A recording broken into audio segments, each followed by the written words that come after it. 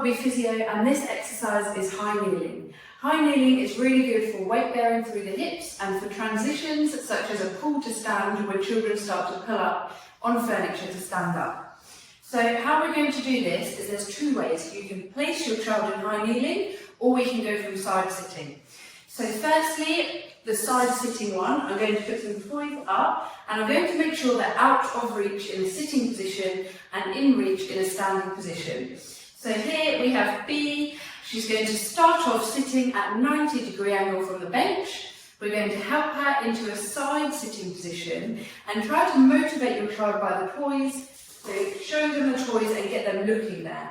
Looking at the toys means turning their body and putting their hands up, and that's the first start of the transition. So we want your child to do that if they are able. So we're going to turn your child, motivate them by the toys, help them put their hands up if they can't. We're now in a side sitting position facing the bench, and then we're going to help them with their hips come all the way up into a high kneeling position. When they are up at the bench or the sofa, we're going to turn their knees so they're nice and straight. And we're also going to give them a wide base of support, so we might need to bring the knees slightly out. Secondly, we might also need to bring their knees away from the bench. So I'm going to bring them back a little bit. This means they're at an angle, so there's less gravity pulling them down. They can lean more on the bench on that angle. If your child's knees are under here, it's very likely that they will keep coming down and won't be able to keep themselves up. So knees back and knees quite wide apart. If your child splays their knees out like this, all the way down like the splits, then you might want to use a non-slip mat like the Dyson mat, and we have some good ones of those that we can show you. Let your child then reach the toy. If they are coming down and they keep coming down like this onto their low knees, you might want to place the toy slightly further back and out of reach. And then after a while, instead of placing your child up in high kneeling, you can just move their hands up, show them the toys, and then just have them come up with their hips, and they should be able to do the rest by themselves.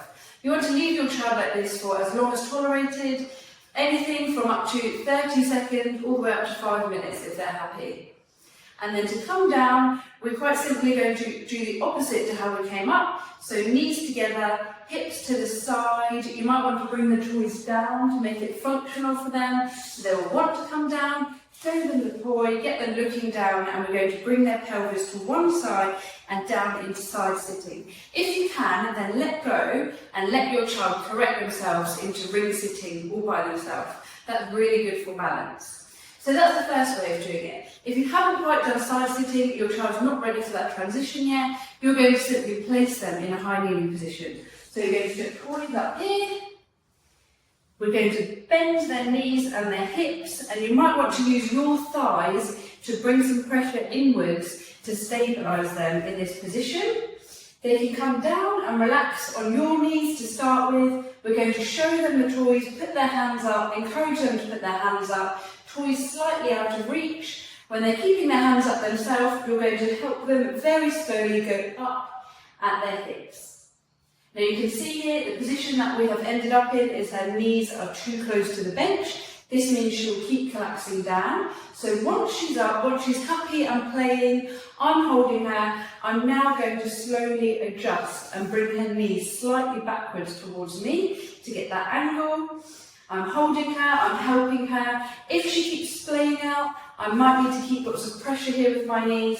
If she's okay, I'm not using my knees for anything. I'm holding her, and I'm going to experiment. And when I feel that she's doing it by herself, I'm going to let go a little bit.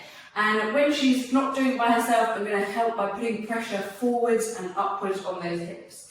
And again, see if you can hold it for as long as you can, and see if you can let go. If you have a child with low tone, it might be that your hands actually make them lean back. So you might need to do that very quickly and quickly get your hands off so they can't feel you and they will not come back.